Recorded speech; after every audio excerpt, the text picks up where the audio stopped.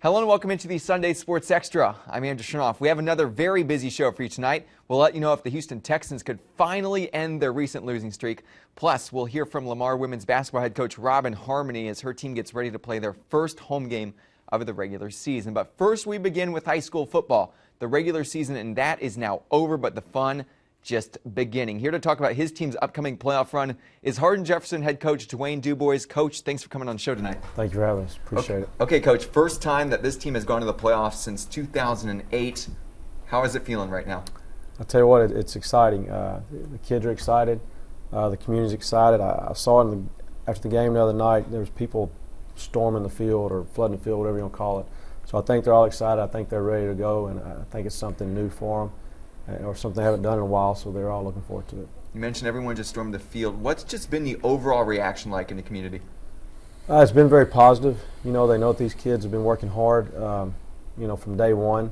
They've been doing everything that we've asked them to do, and people's been expecting a lot out of this group, and they responded. And everyone's wanting to know what they can do to help and telling us, asking us where the game's at. They'll be there, and so everyone's been just overwhelmingly positive with us, and it's just an exciting time at HJ.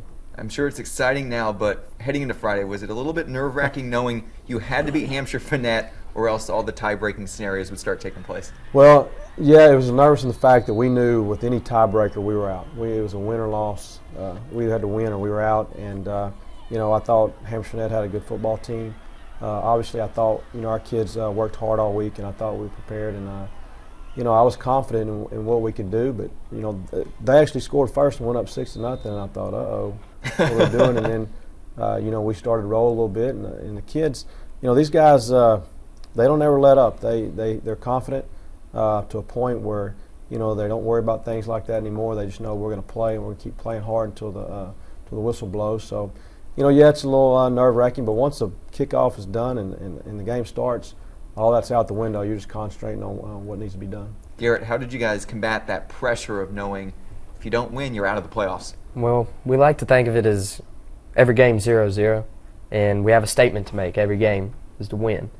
And with this new program, new head coach, the players it's a new winning team. So with every game, even the most pressured game, it has to be a win. You guys are both defenders, but let's talk about the offense for a second, because last 4 of the 5 games, this team's put over 30 points a game up on the board.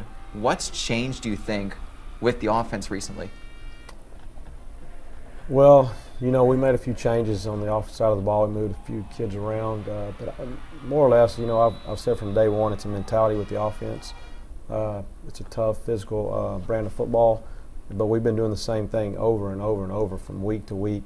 So what we started on week 1 is what we're doing week 5, 6, 7, 8, 9, and 10, and we'll be doing the same thing starting this week.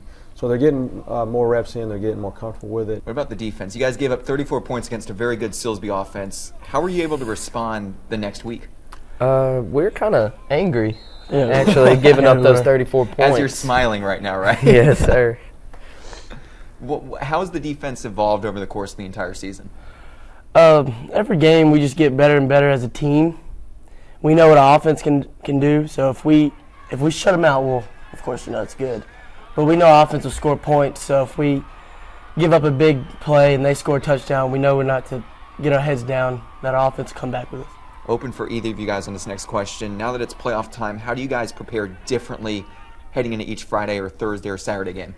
I think the the whole practice experience the intensity will kick up a few notches. I think there's going to be the expectations are going to be a little bit higher from the coaches and the players ourselves.